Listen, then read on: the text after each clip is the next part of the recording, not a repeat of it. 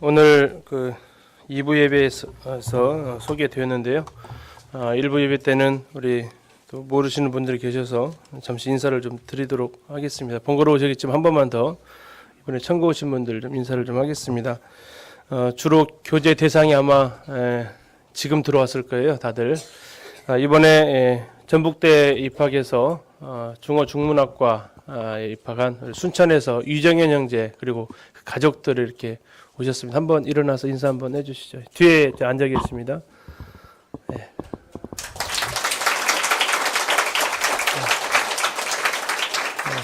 감사합니다.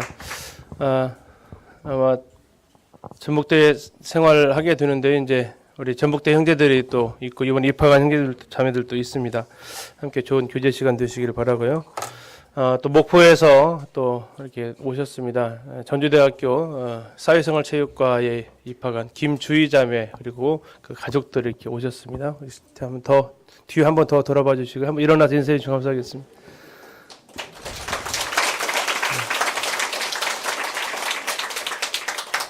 이번에 저희 교회에서 전주대학교 5명 입학을 이렇게 했습니다. 그래서 이제 더 캠퍼스에서 성도 간에 좋은 교제가 있기를 또 기대를 해봅니다. 성도님들 기도해 주셔서 지난주에 대구에 이렇게 잘 다녀왔습니다. 좀 여러 가지 인상이 깊었던 시간이고 마음이 좀 아프기도 했고 또 한편으로 참 감사하기도 했던 그런 시간들이었습니다. 저희랑 닮은 모습이 여러 가지가 이렇게 있었습니다. 대구에서 두 번째로 개척되어진 교회였고요. 저 아시다시피 저희도 기린노가 전주 두 번째로 개척이 됐죠. 한때는 200명이 넘는 홀이 꽉 찰 정도로 200명이 넘는 성도들이 모였던 교회였는데 분가해 나가고 또 개척을 보내고 하시면서 대구 지역에 총 7개 교회가 있는데 아마 그 중에 한 4개 정도가 이 대구 대명동에서 개척 내지 분가가 나가진 것 같습니다. 그러면서 이제 어느덧 성도들이 100명 안쪽으로 이렇게 줄어서 자리가 빈자리가 이렇게 많이 있는 또 그런 모습도 이렇게 좀 볼 수 있었습니다.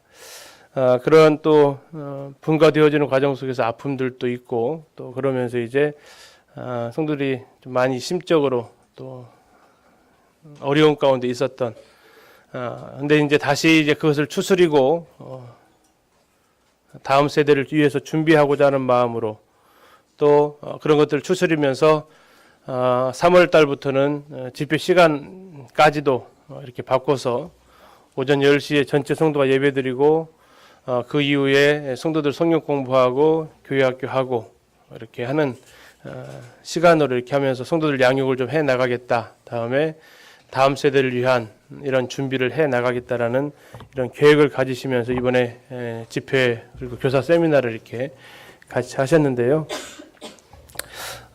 이 남의 일이 아닌 것 같다라는 생각도 이렇게 불현듯 하게 됩니다. 대명동 교회가 80년대에 1980년에 개척을 했더라고요. 그런데 이제 불과 이렇게 성도들이 많이 줄어든 것이 10년여 전, 10여 년 그 순간부터 많이 이렇게 좀 줄었는데 우리도 어쨌든 우리가 깨어있지 아니하면 또 우리가 또 다음 세대를 준비하지 아니하면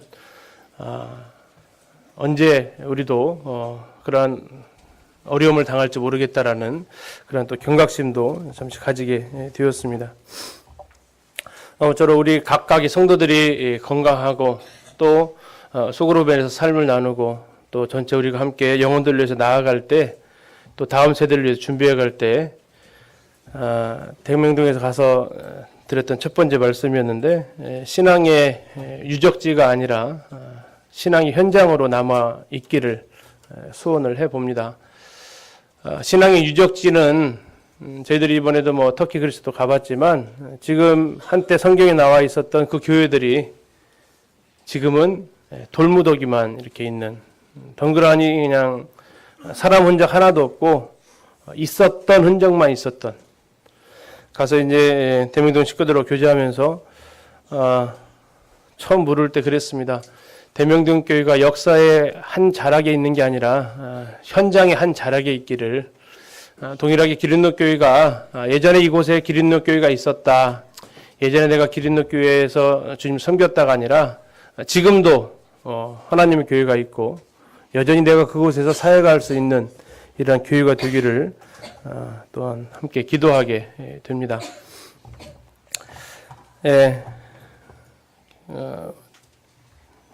오늘은 이 두 번째 결혼에 대한 시간으로 지난 청년 세미나 때 우리 청년들과 함께 나누었던 이 부분들 좀 이어서 좀 더 말씀을 드리겠습니다.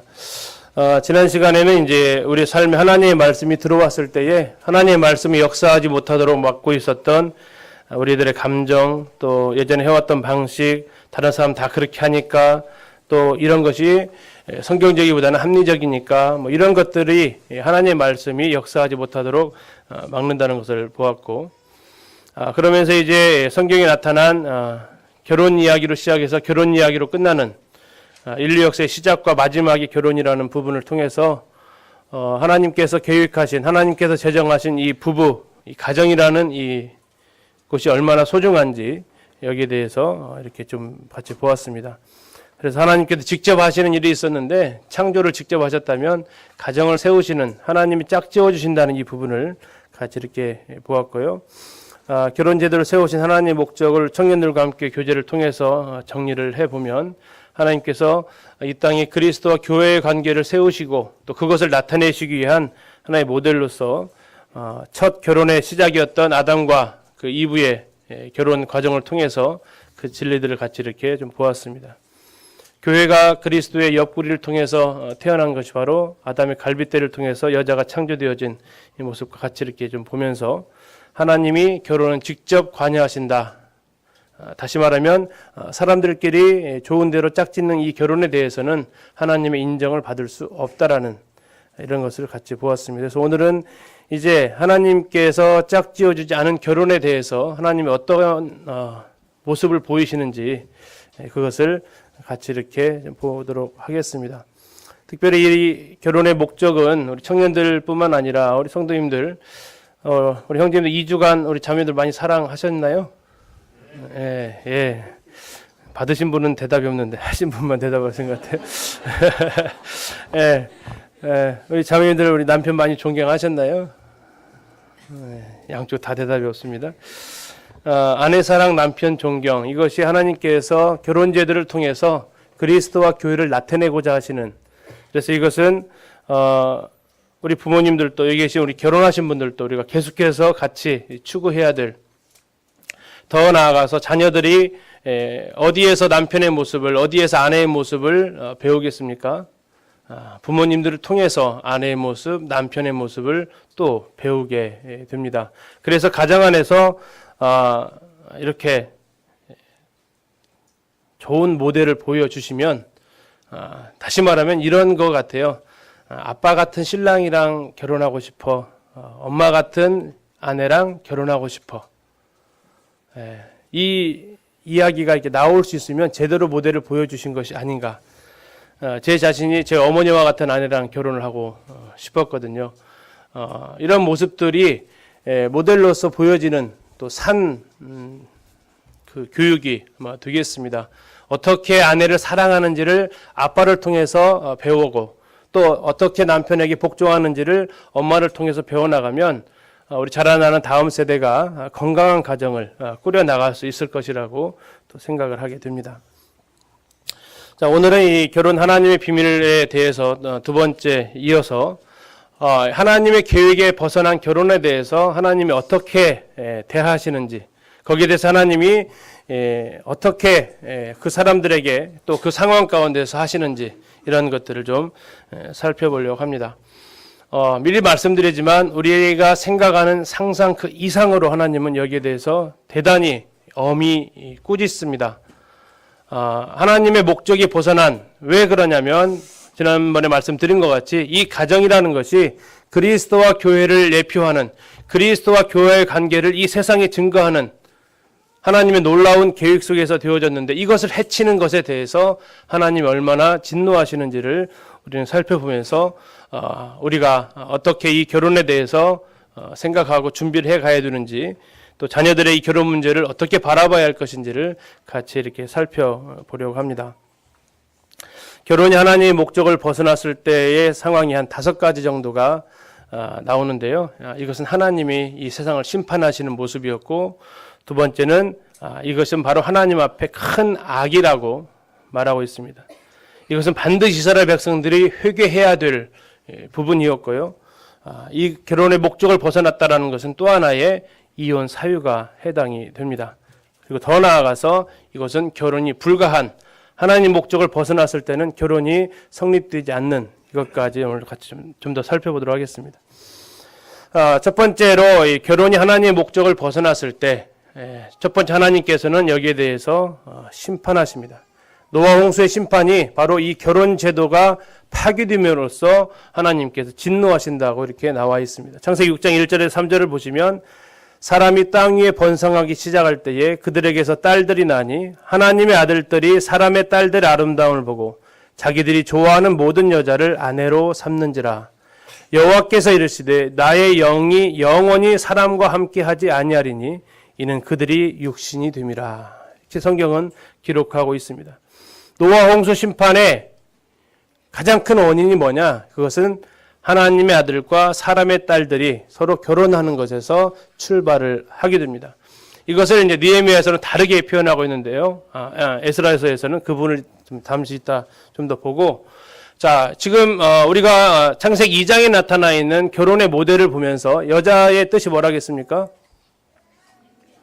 여자의 뜻은 하와가 생명이고 여자의 뜻은 그렇죠. 남자에게서 나왔다라는 얘기입니다.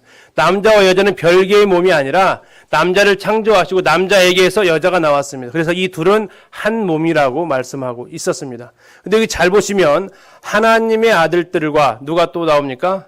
사람의 딸들이 나옵니다. 출발점이 같아요, 달라요? 다릅니다. 전혀 섞일 수 없는 두 개체가 마치 기름과 물처럼 섞일 수 없는 두 인격체가 지금 결혼을 이루는 모습을 좀 성경은 기록을 하고 있습니다. 하나님의 아들들이 사람의 딸들과 결혼하는 이 모습에 대해서 하나님은 진노하셨습니다. 원래 이 부부라는 것 자체가 성경에서 말씀하고 있는 대로 여자는 남자에게서 나왔습니다. 본래 다른 몸에서 본래 다른 객체로 하나님께서 창조하신 것이 아니라 남자를 지으시고 거기에서 여자를 창조하셔서 이 둘이 결혼해서 한 몸을 이루는, 다시 원래대로 돌아간 하나가 되는. 그래서 어제도 결혼식 가서 보셨겠지만 신부가 너울을 쓰는, 신부가 이렇게 머리 수건을 쓰는 것이 바로 나는 이제 더 이상 이 두 사람의 사이에서 머리 역할을 하지 않겠다라는 그 증거인 것을 우리가 말씀을 좀 드렸고요. 그래서 중요한 것은 뿌리가 다른 두 사람, 하나님의 아들과 사람의 딸, 하나에게서 나오지 않은 서로 다른 인격체, 또 다른 개체가 섞여지는 이런 모습 속에서 하나님께서는 선언하십니다. 나의 영이 영원히 사람과 함께 하지 않겠다. 왜냐하면 이는 그들이 육신이 되었기 때문이다. 하나님의 영광이 드러나는 이런 모습이 아니라 그들은 이제 죄를 짓는 몸이 되어버린 이런 상황 가운데로 그들이 들어갑니다. 이때 이 죄로 인해서 시작된 것이 노아의 40일간의 홍수 심판이었습니다. 자, 이것이 근원이었고 이 근원으로 말미암아서 4절부터 쭉 보게 되면 이들 사이에서 난 사람들이 누가 나옵니까? 네피림이 나옵니다. 그러면서 그들이 무엇을 행합니까? 그들이 죄를 짓기 시작합니다. 온갖 흉포를 시작합니다.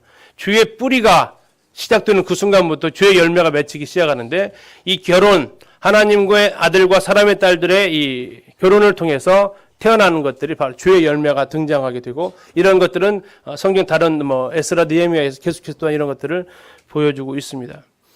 결혼이 하나님의 목적을 벗어났을 때, 하나님의 아들과 사람의 딸들이 결혼하기 시작했을 때 그 당시에는 행복해 보일지 모릅니다. 내가 원하는 사람과 하기 때문에, 내가 자기들이 좋아하는 사람과 결혼하기 때문에 그 당시에는 행복할지 모릅니다. 그러나 그것은 이미 이제 이 하나님의 진노의 씨앗을 품고 하게 되는 결혼이 되는 것입니다. 거기에서부터 이제 고통은 시작이 되어집니다. 당시에는 아닐지 모르겠지만 이것들은 씨앗은 점점 자라가서 주의 열매로 등장하는 것을 6장 4절부터 이어서 보시면 하나님이 도저히 이제 이 죄악이 커져서 용납할 수 없을 지경까지 이르게 됩니다.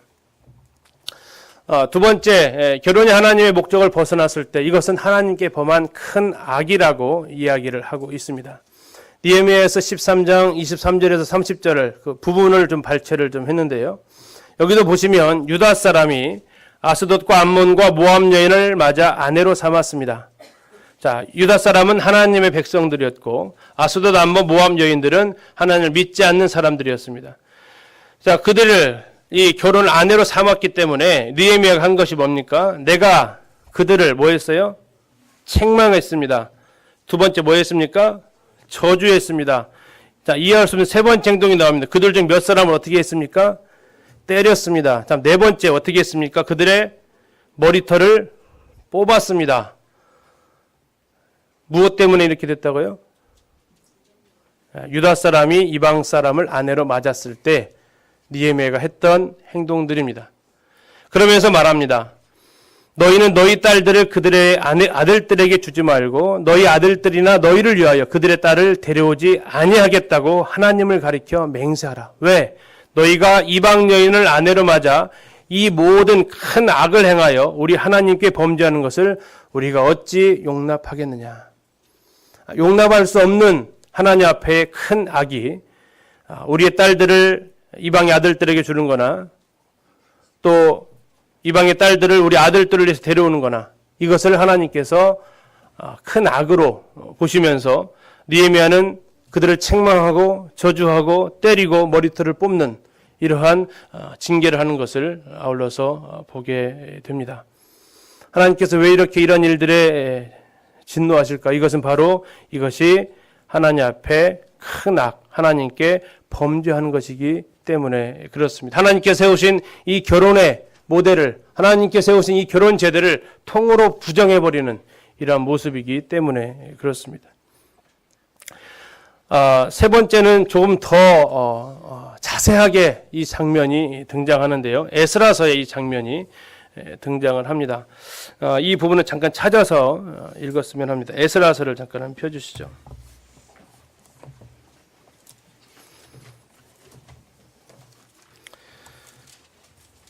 에스라서 9장입니다.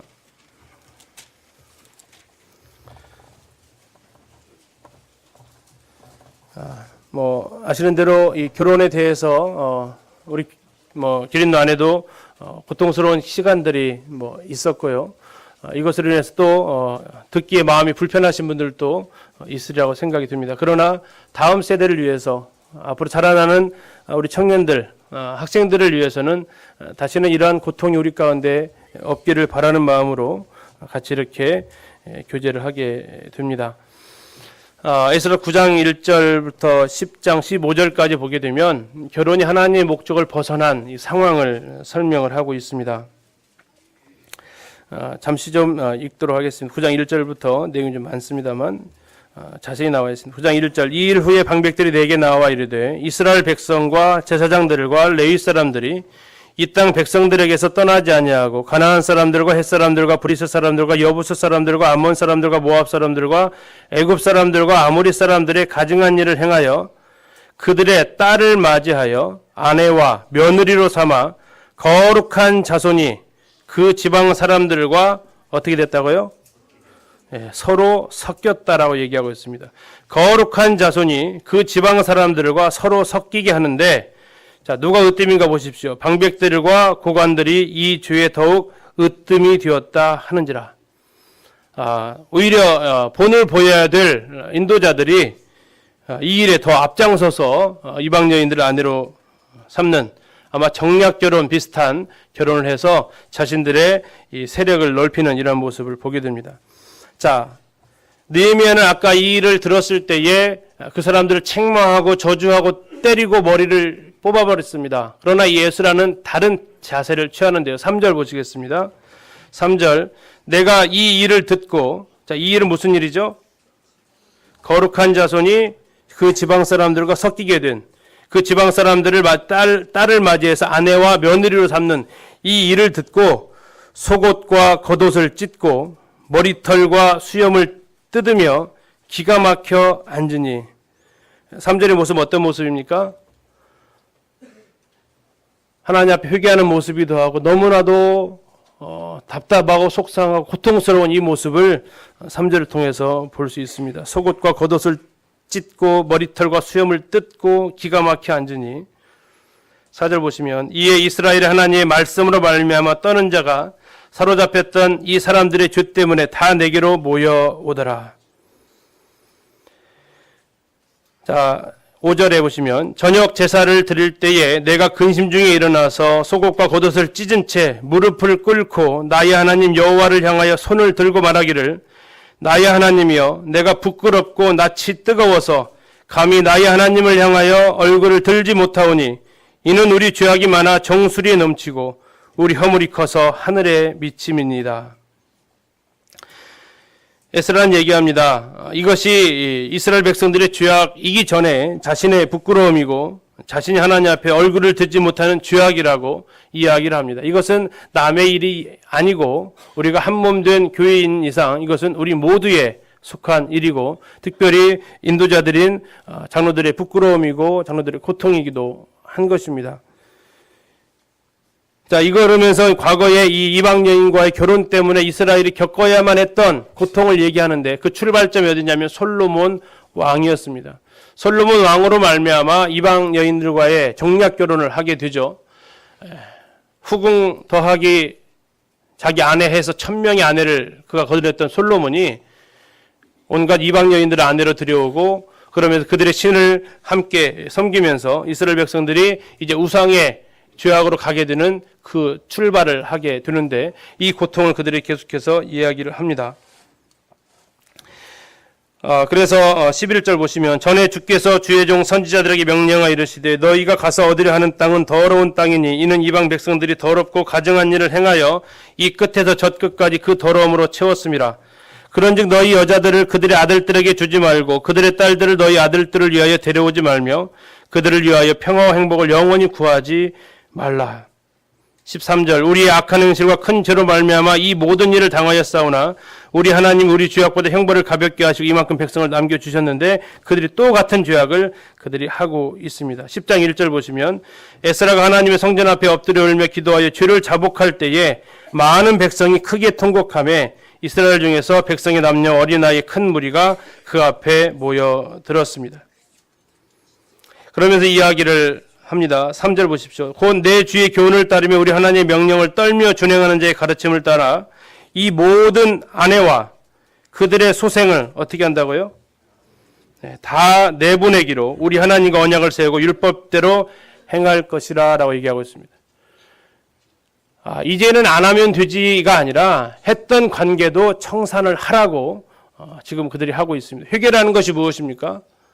하던 일을 멈추는 게 아니고 하던 것에서 되돌이키는 것이 회개입니다. 하나님 잘못했습니다가 아니고 잘못했습니다 하면서 그 자리를 떠난 것이 진정한 회개라고 하나님은 말씀하고 있습니다. 가슴 아픈 사건이지 않습니까? 하나님의 백성과 하나님을 믿지 않는 사람들이 섞이는 그 자체가 불행의 시작이었고 그들로 인해서 이제 이 땅에 하나님을 믿지 않는 이 문화들이 들어오게 되고 그러면서 하나님께서 그들을 심판하셔서 바벨론으로 내어 쫓으셨는데 그들이 다시 돌아와서 하고 있는 일이 전에 솔로몬이 했던 또 이방 여인을 아내로 취해서 그들이 살아가는 이런 모습. 이런 가운데 에스라가 겉옷과 속옷을 찢고 수염과 머리털을 뽑으면서 어찌할 수 없는 이 상태로 앉은 이 모습. 그러나 그들에게 희망이 있었던 것은 하나님의 말씀대로 우리가 회개하겠다라는 이러한 모습들이 일어났다는 것입니다. 그러나 다 이러한 모습이었을까요? 그렇지만은 않습니다. 그들 중에는 여기에 대해서 반대하는 세력들도 있습니다. 15절 보시면 10장 15절입니다. 오직 아사헬의 아들 요나단과 디고아의 아들 야스야가 일어나 그 일을 반대하고 무술람과 레위 사람 삽부대가 그들을 돕더라. 이 일에 대해서 반대하고 역시 돕는 세력들도 같이 존재하고 있었다라고 이야기하고 있습니다. 그만큼 이 문제는 쉬운 부분이 아닌 거죠.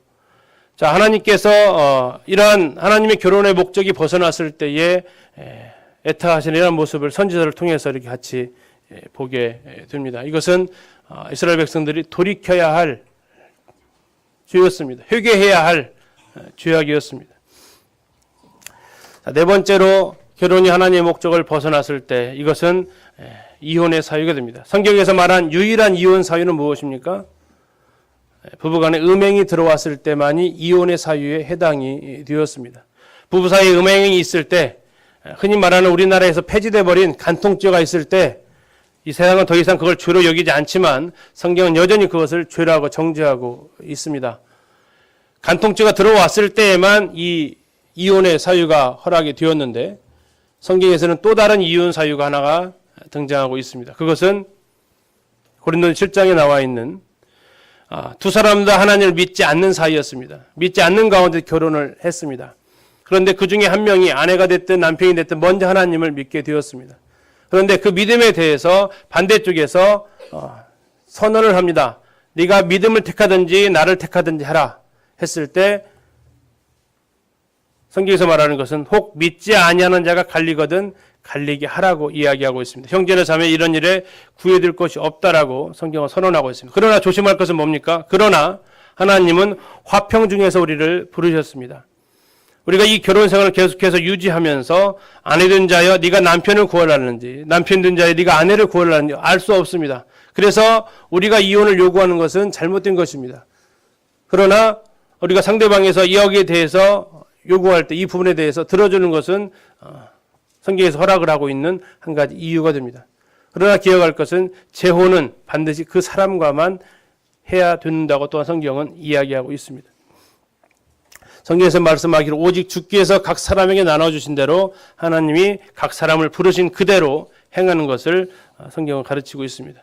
이혼하라는 것이 아니라 이혼이 가능한 이유가 바로 되는데 하나님은 그토록 하나님의 사람과 사람의 딸들을 하나님의 딸들과 사람의 아들들이 섞이는 것을 하나님은 그토록 싫어하신다는 것입니다. 마지막 이 결혼은 하나님께서 인정할 수 없는 결혼 불가 이후에 하나님을 믿는 사람과 믿지 않는 사람들의 결혼이 이루어질 수 없음을 말하고 있는데요. 고린도후서에서 말씀하십니다. 너희는 믿지 않는 자와 멍에를 함께 매지 말라. 6장인데 잘못 썼네요. 믿지 않는 자와 멍에를 함께 매지 말라고 하면서 그 비유를 5가지를 들어서 얘기해요. 자, 믿는 자와 믿지 않는 자가 함께 할 수 없는 이유 5가지인데 그것은 의와 불법이다. 빛과 어둠이다. 그리스도와 벨리알이다. 믿는 자와 믿지 않는 자다. 하나님의 성전과 우상이다. 자, 어찌 하면서 함께하고 사귀고 좋아지고 상관하고 일치될 수 없다라고 성경은 계속해서 말씀을 하고 있습니다. 왜 계속해서 이 5가지의 예를 들면서 이것이 불가하다고 얘기할까요? 이게 그만큼 중요하기 때문에 그렇습니다. 도저히 함께할 수 없는 것이 믿지 않는 자와 믿는 자가 멍에를 함께하는 것입니다. 왜 그렇습니까? 우리는 살아계신 하나님의 성전이기 때문에 그렇습니다. 우리는 하나님의 백성이기 때문에 그렇습니다. 결혼이 하나님의 목적을 벗어났을 때에 노아 홍수의 심판의 원인이 되었고 결혼이 하나님의 벗어났던 그 모습을 성경은 하나님을 향한 큰 악이라고 얘기하고 있고 결혼이 하나님의 목적을 벗어난 그 모습을 성경에서는 반드시 회개하고 돌이켜야 할 죄악이라고 이야기하고 있으며 결혼이 하나님의 목적을 벗어났을 때 그것은 이혼 가능한 또 하나의 사유가 되고 그러기 전에 아예 출발부터 믿는 자와 믿지 않는 자는 멍에를 함께 할 수 없다라고 성경은 선언하고 있습니다. 이 성경이 선언한 이 부분을 누구라서 괜찮다라고 말을 할 수가 있겠습니까? 우리는 이 시대를 살아가고 있는데요. 우리 청년 학생들, 우리 자녀들이 살고 있는 이 시대는 정말 성적으로 음란한 그런 세대입니다. 참 이 부분에서 이 믿음을 지키고 믿는 자 성도 간에 결혼한다라는 것이 쉬운 일만은 결코 아닌 것을 또한 우리는 보게 됩니다.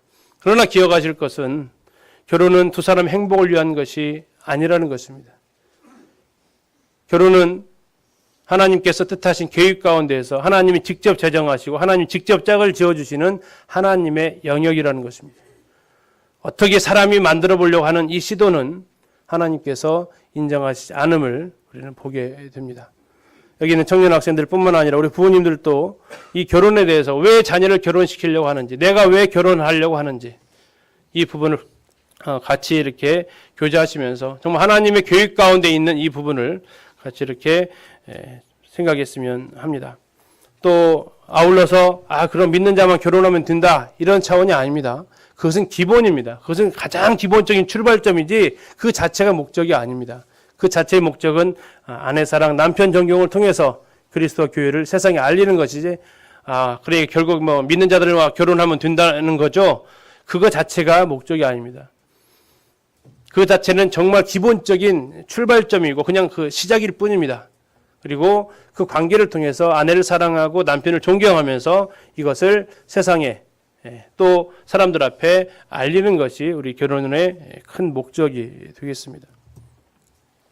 자, 우리 청년들은 이제 결혼 정년기를 준비를 해야 되는데요. 어떤 사람이 결혼할 수 있습니까? 언제 결혼할 수 있나요? 정해진 나이가 없죠. 중요한 것은 부모를 떠날 수 있을 때 결혼할 수 있다는 겁니다. 자, 부모를 떠난다는 게 뭡니까? 부모를 떠나서 독립할 수 있다는 겁니다. 자, 독립할 수 있다는 것은 그 마음이 심리적으로 독립할 수 있어야 돼요. 부모의 의존하려는 경향을 벗어날 수 있는 사람이 결혼할 수 있습니다. 또 어떤 사람이 결혼합니까? 재정적으로, 경제적으로 부모로부터 독립할 수 있어야 합니다. 그렇지 않으면 부모들에게 계속적인 고통을 안겨줄 수밖에 없게 되죠. 그래서 이 준비가 되어져 있느냐? 그래서 대학생 때 결혼을 생각한다는 것은 아직 정년기가 되어 있지 않은 부분이 되겠습니다. 물론 이것은 보편적인 원칙입니다. 여기 예외되는 규정은 있는데 그것은 이제 그때그때 좀 다르겠지만 보편적으로 성경에서 말하고 있는 것은 남편이 부모를 떠나서 아내와 연합할 것을 이야기하고 있습니다. 이것은 분가해서 살아라는 얘기는 아니죠. 우리가 심리적으로 경제적으로 독립할 수 있는 시기가 될 때까지 우리는 결혼 정년기라고 봐야 된다는 겁니다. 두 번째는 하나님을 아버지로 모신 남녀가 여기에 해당이 됩니다. 그래서 우리 결혼식 순위를 보면 형제와 자매로 이야기를 하고 있고 아브라함이 이삭에 대한 아내를 구할 때 어디로 보냅니까? 가나안 땅이 아닌 주변에 가나안 땅에 얼마든지 여인들이 많이 있었지만 어디로 보내죠? 고향으로 보냅니다. 자기 민족에게로 보냅니다. 이것이 우리가 하나님을 아버지를 모시는 남녀들 그들만이 또 결혼할 수 있는 모습을 볼 수 있고요. 특별히 이제 우리 형제들을 위해서는 아내를 위해서 죽을 수 있는 한 여인을 위해서 죽을 수 있는 사람이 결혼할 수 있고 한 여자만을 선택할 수 있는 결혼이라는 것 자체가 모든 여인을 향해서 눈을 감고 한 여인을 위해서만 할 수 있는 이 사람만이 결혼할 수 있습니다. 우리 여자들은 어떻습니까? 남편에게 복종할 수 있는 이러한 모습 또 한 남자만을 존경할 수 있는 이 아내의 모습만이 결혼에 준비되어져 있는 모습입니다.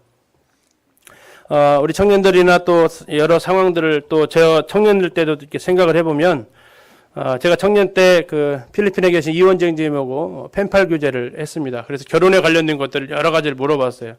그러면서 이제 거기서 제가 가장 큰 깨달음 하나는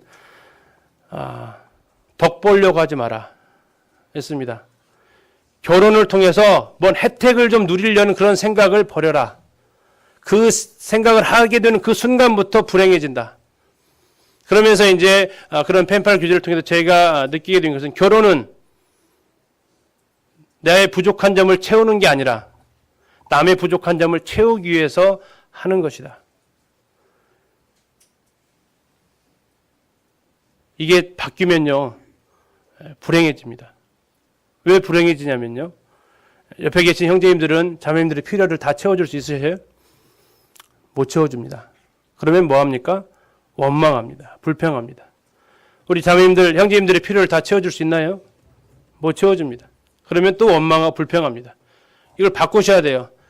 형제님들은 왜 결혼합니까? 아내의 연약한 점을 돕기 위해서 하는 거고, 자매님들은 동일하게 남편의 도와줄 점을 도와주기 위해서 결혼하게 되면 이 부부들은 서로 돕지 못해서 서로 채워주지 못해서 미안하고 사랑하지만 서로 상대방이 요구하게 되는 그 순간부터 아주 사소한 좀 밥 해줄 사람이 없어가지고 결혼하겠다. 식모를 두시면 됩니다. 결혼하지 마시고. 빨래 해줄 사람이 없다. 세탁소를 이용하시면 되지. 그것은 결혼의 대상을 고르는 일이 결코 아니라는 겁니다. 아내를 얻어서 뭔 덕을 보겠다. 남편을 통해서 뭔 덕을 보겠다. 신분 상승까지는 아니더라도 도움을 받고자 하는 결혼 그 순간부터가 이미 내가 지금 뭐가 안 된 거예요? 독립할 준비가 안 됐다는 얘기입니다. 돕기 위해서 결혼하게 되면 상대를 배필을 고를 때도 훨씬 수월합니다. 많은 결혼에서 어려운 점이 뭡니까? 저 형제를 통해서 내가 무슨 도움을 받을까? 저 자매를 통해서 어떤 혜택을 받을 수 있을까? 이거 생각하다 보면 결혼 자체가 쉽게 성사되지 않고 성사되었다 하더라도 서로가 채워주지 못하는, 그래서 세상에 많은 여자들이 속았다고 하잖아요. 결혼하기 전에는 뭐라도 다 해줄 것처럼 하더니 결혼하고 나더니 잡은 물고기에 목이 주냐라고 하면서 비참하게 만드는, 오죽하면 남자는 여자를 귀찮게 하라는 노래까지 나올 정도로. 중요한 것은 내가 거기에 뭔가를 기대했다라는 겁니다. 기대하는 그 순간부터 우리는 불평이 생겨요. 채워지지 않습니다. 우리 형제 자매들, 사람의 욕심을 누가 채워줘요? 아무도 못 채워줍니다. 아시잖아요. 내 욕심 못 채우는 거. 내 그릇이 얼마나 큰지, 욕심의 그릇이. 그러나 여기에 대해서 돕고자 하고 채워주고자 하고 좀 연약한 형제를 만나면 거기에 대해서 내가 그 부분을 채워줄 수 있겠다. 좀 연약한 자매를 만나면 그 부분을 내가 도울 수 있겠다는 마음을 가지게 될 때 우리는 그 배필을 훨씬 더 잘 고를 수 있고 더 나아가서 결혼 생활도 거기서 행복할 수 있습니다. 그래서 옛 어른들이 이러한 교훈을 많이 배워서 그런지 친구를 사귈 때는 어떻게 하라고 합니까? 한 계단 올라서서 사귀라고 합니다. 자기보다 나은 사람을 사귀라는 거죠. 다음에 배필을 구할 때는요, 한 계단 내려가라고 합니다. 그래서 그래야 이것이 제대로 배필을 고를 수 있다라는 얘기죠. 자, 이런 부분들을 우리가 좀 생각하면서 우리 정년기에 있는 우리 청년 형제 자매님들 좀 이해를 안 가서 제가 자극적인 단어를 가끔 씁니다. 구걸하지 마십시오. 선보러 가서 구걸하지 마십시오. 내가 뭐가 이렇게 좀 얻어내려고 뽑아내려고 하는 이 마음을 버리셔야 합니다. 채워주려고 도와주려고 하는 마음을 가지고 있을 때 이것이 성경에서 말하고 있는 결혼의 아름다운 모습들입니다. 성경에서 뭐라고 하고 있습니까? 아내에게 남편을 돕는 배필이라고 얘기하고 있습니다. 성경에서 남편들에게 뭐라고 있습니까? 아내들은 더 연약한 그릇이다라고 얘기하고 있습니다. 연약한 그릇이기 때문에 보호해 줘야 되는 것이고 남자에게 보지 못하는 부분이 있기 때문에 도와주는 것입니다. 그래서 준비를 해나가시면 좋겠고요.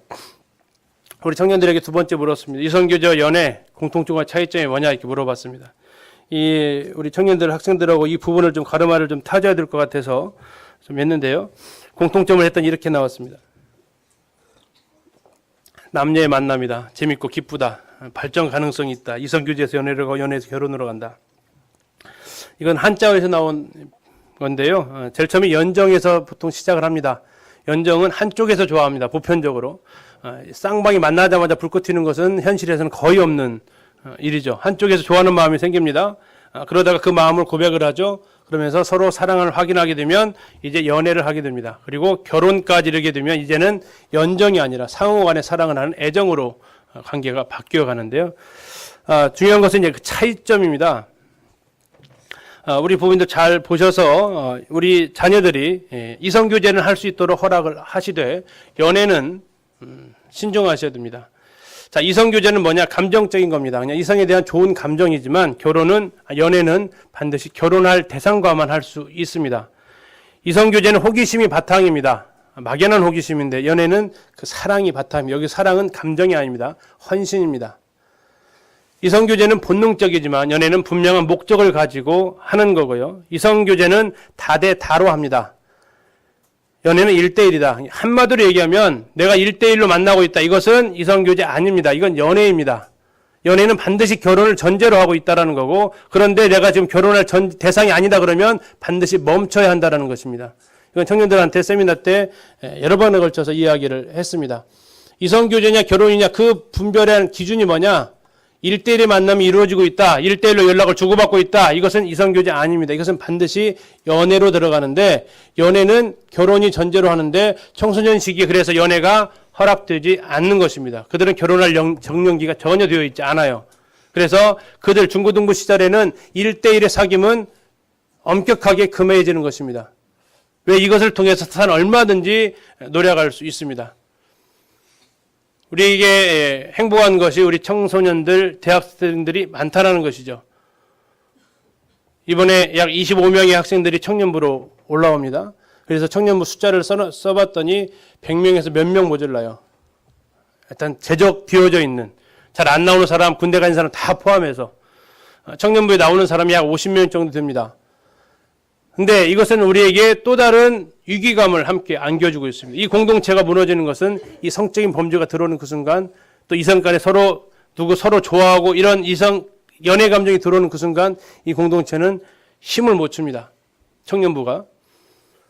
여러분 기억하실 것은 연애는 반드시 1대1로 이루어지는 그 만남은 결혼을 전제로 한 만남이기 때문에 내가 결혼 정리가 되어 있지 않다는 것은 그렇게 만나서는 안 된다는 것입니다. 그것은 사탄이 나를 이제 곧 공격할 대상으로 보는 것이죠. 이성교제는 편안한 사귐입니다. 그래서 부담 갖지 않습니다. 쉽게 청년들은 이렇게 얘기하겠습니다. 화장 안 해도 나가도 되는 게 이성교제고, 연애는 화장을 해야만 좀 나가려고 하는 게 보통 연애다. 감이 좀 오시는가 모르겠습니다. 이성교제는 알아가는 것이고 연애는 사랑하는 것이다. 이성교제는 모든 이성과 가능합니다.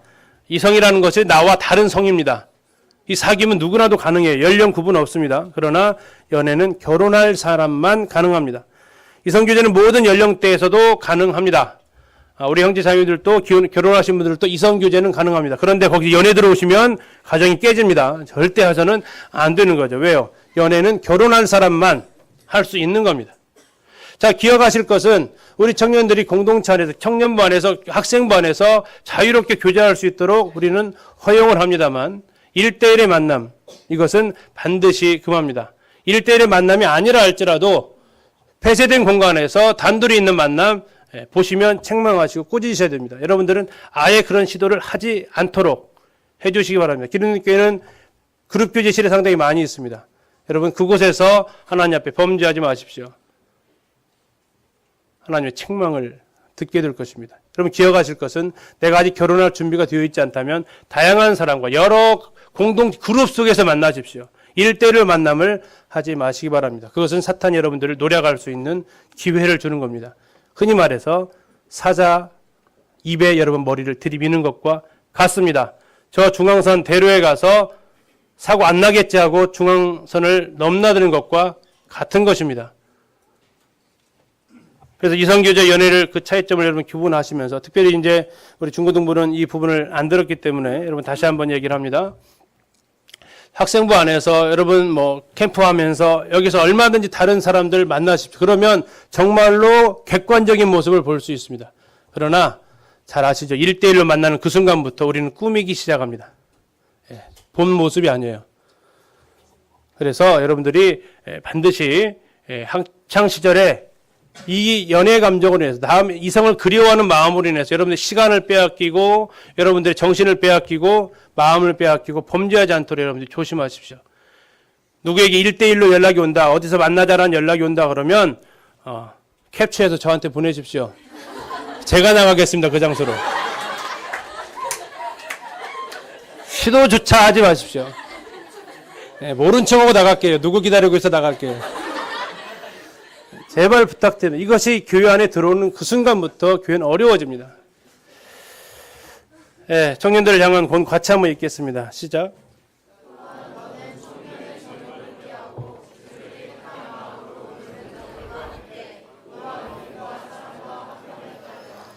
청년의 정욕을 피하십시오. 청년의 정욕에 이끌릴 수 있는 상황을 피하십시오. 그게 여러분들이 살 수 있는 길입니다. 그리고 누구랑 함께 해야 되냐면 주를 깨끗한 마음으로 부르는 자입니까? 자들입니까? 자들입니다. 복수로 만나십시오. 1대1로 만나지 마십시오. 그리고 그들과 함께 하십시오. 그들과 함께 의와 믿음과 사랑과 화평을 따르십시오. 여러분 이제 곧 캠퍼스로 들어갑니다. 대학교 1학년 금년에 대학교 참 많이 들어가는데요. 올라오는 우리 정현 형제 주의자매 동일합니다. 여러분 캠퍼스로 들어가게 되면 거기에 정말 바글바글합니다. 뭐가 바글바글해요? 죄악이 바글바글합니다. 거기 여러분 왕따 당하십시오. 왕따 당하기를 기도하겠습니다. 그들의 무리 속에 섞이지 마십시오. 그리고 주중에 교회로 나오십시오. 여기에 왕따들이 모여 있습니다. 그래야만 여러분들이 살아갈 수 있습니다. 그들과 어울리면서 여러분들이 믿음을 지켜나간다는 것은 극히 어렵습니다. 성경은 말하고 있습니다. 너는 청년의 정욕을 피하고 주를 깨끗한 마음으로 부르는 자들과 함께 있으라고 이야기하고 있습니다. 이게 여러분들이 대학생활에서 살아남을 비결입니다. 보통 형제들은 3번의 어려움을 겪습니다. 첫 번째가 대학생활, 두 번째가 직장, 세 번째가 결혼. 형제들은 하나 더 있습니다. 군대. 저는 면제됐습니다. 여러분 한 번 더 있잖아요. 4번이란 말이에요. 자매님들 3번 있습니다. 여기에서 여러분들이 믿음을 지킬 수 있는 기회는 뭐냐면 여러분들 교제권이 누구냐를 잘 생각하셔야 됩니다. 여러분 청년의 정욕을 버리시고 피하시고 싸우지 마십시오. 정욕은 싸울 대상이 결코 아닙니다. 맞서 싸워서 내가 유혹 안 당한다. 아닙니다. 이길 수 없습니다. 성경에서 정욕 이긴 사람 없습니다. 다윗도 졌고 다 졌어요. 나는 별난 사람 아닙니다. 피하는 겁니다. 그리고 함께하는 겁니다. 여러분 형제 자매들과 함께 하십시오. 자, 같이 한번 더 읽겠습니다. 시작.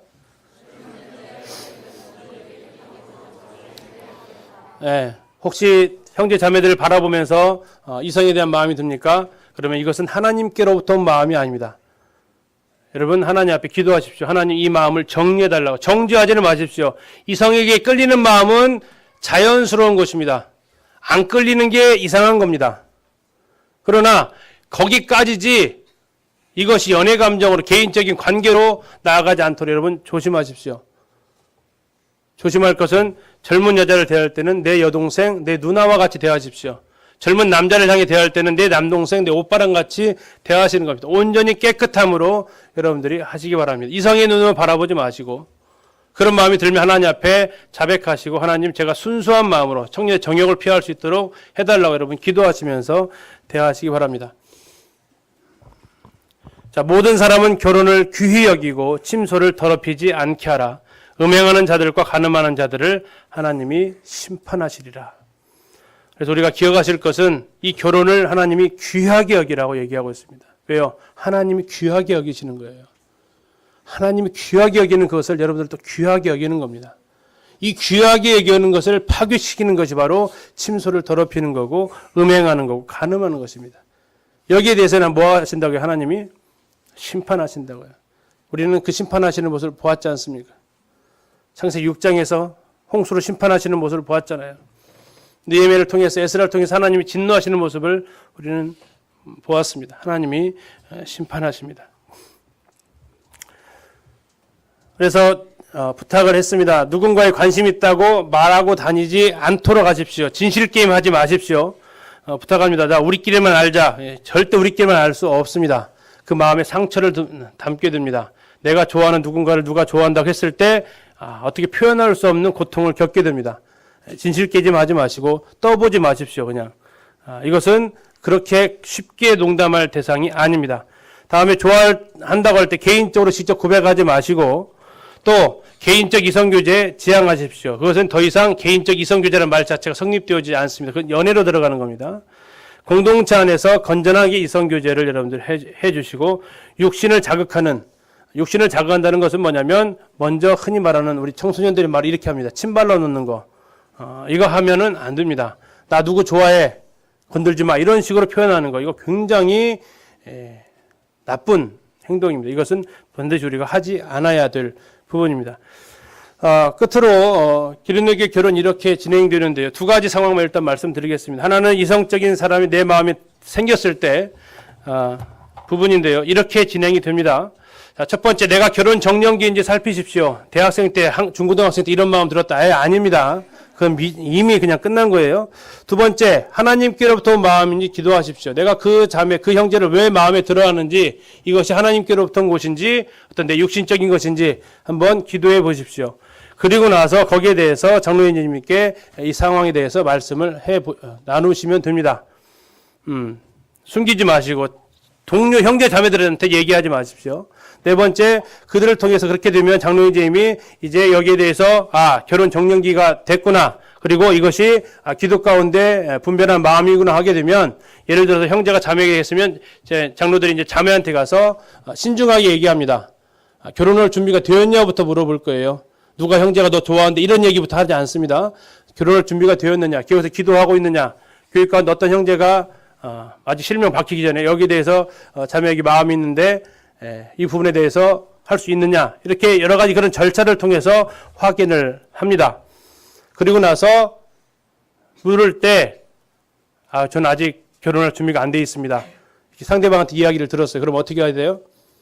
접어야 돼요. 하나님께 기도하시면서 접어야 됩니다. 아니, 나는 결혼할 준비가 됐는데 다시 한번 이렇게 하시게 되면 흔히 말하는 이제 집착을 하게 되는 거죠. 상대방의 의견도 존중을 해 주셔야 되고, 그렇게 되면서 서로 이제 결정하기로 교제를 만나보겠다고 얘기를 합니다.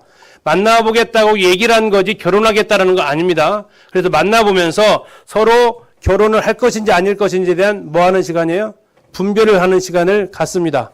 그러고 나서 분별을 하게 되면, 이제 분별을 한 겁니다. 결혼하기로 하게 되면 그때부터 이제 서로에 대한 예절을 지키면서 결혼을 준비해 가는 이런 형태로 교회 안에서 결혼이 진행이 된다 보시면 되고, 두 번째, 중매를 통해 소개받을 때가 있습니다.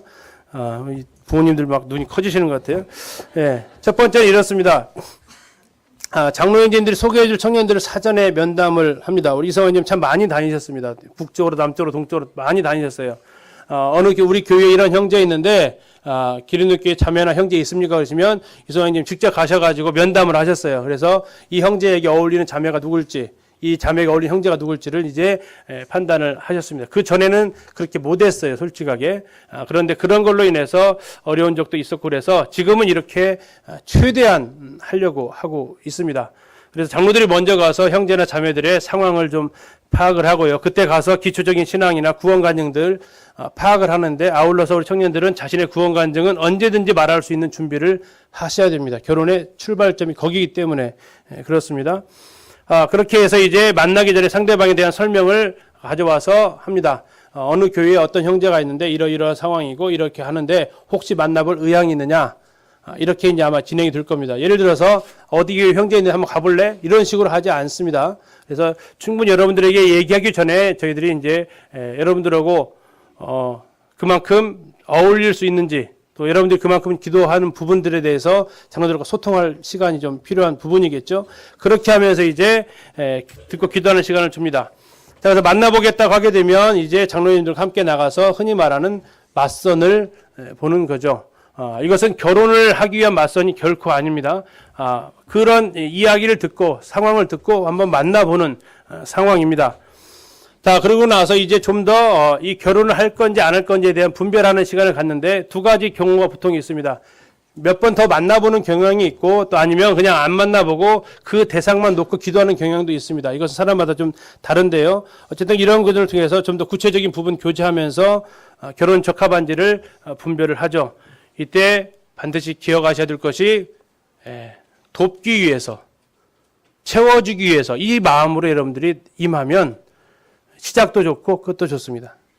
그러나 뭘 얻어내려고, 채워보려고 하는 그 순간 쉽지 않고, 직장이 마음에 안 들고, 키가 마음에 안 들고, 뭐가 마음에 안 들고, 그게 내가 도와줄 부분이다라고 보시면 되는데, 그게 불합격 사유가 되지 그것이 되는 순간 결혼하기까지가 좀 어려움이 될 수 있죠. 그러면서 이제 서로 결혼 분별을 전제로 한 교제 시간입니다. 그렇게 해서 이제 결혼할 것인지에 대해서 기도를 하게 됩니다. 그러나 결혼을 위해서 기도를 하게 되었다면 당사자들한테 보통 연락하지 않습니다. 왜냐하면 상대방이 상처를 받을 수 있습니다. 여러분들이 개별적인데 하겠다라는 얘기도 마찬가지고 안 하겠다는 얘기도 마찬가지인데, 하겠다 했는데 저쪽에서는 안 했으면 좋겠다라고 얘기하게 되면 본인이 상처받을 수 있습니다. 그래서 이제 장로들이 여기 자꾸 하는 것은 여러분들에 대해서 보호하기 위한 것이지, 여러분들이 그 진행하는 과정에 대해서 방해하는 거 아니니까 여러분들이 믿고 여기 함께 해주시면 되겠습니다. 그래서 내가 결혼을 어렵겠습니다 라고 얘기하면 장로들이 거기에 대한 답변을 대신해주고, 결혼하겠습니다 하게 되면 장로들이 거기에 대해서 이야기를 전달을 해주시게 될 겁니다. 그러고 나서 결혼하기로 되어 있으면 이제 서로 예절 갖춰서 결혼 준비하는 이런 모습으로 진행이 되겠습니다. 이렇게 진행을 앞으로 해 나가려고 하고 이런 부분에 대해서는 대략적인 것은 장로님들 좀 이야기를 나눴던 부분이기도 합니다. 특별히 이제 자녀를 두신 분들, 청년들 중요한 것은 내가 결혼할 준비를 갖춰 나가는 것이 중요합니다. 어떤 분이 이렇게 했어요. 내가 이 결혼에 대한 비밀을 깨달은 그 순간 나는 어떤 자매랑도 결혼할 수 있겠다. 여러분이 결혼에 대한 비밀을 깨닫는 그 순간 어떤 형제랑도 결혼할 수 있게 됩니다. 그 마음에 여러분이 준비가 되시면 돼요. 근데 우리가 결혼이 잘 안 되는 이유는 뭡니까? 상대방을 준비시키려고 그래요. 상대방을 내 적합한 수준으로 만들어 가려고 하는 그 순간 결혼은 어려워집니다. 그래서 앞으로 이제 이 결혼에 대한 부분들 혹시 더 궁금하신 거 있으시면 뭐 장로님들께 물어주시고 정말 형제들께 같이 얘기하면서 정말 내 딸 보내듯이 내 아들 보내듯이 그 마음으로 서로 소개하고 만나보라고 하고 이런 마음이지 빨리 해치워야지 이런 마음은 절대 아니니까 여러분들이 위해서 함께 기도해 주시고 우리 성도님들 함께 또 기도해 주셔서 자, 이러한 결혼을 통해서 가정을 통해서 교회가 세워지고 하나님께 영광이 될 수 있기를 함께 기도해 주시면 감사하겠습니다. 감사합니다.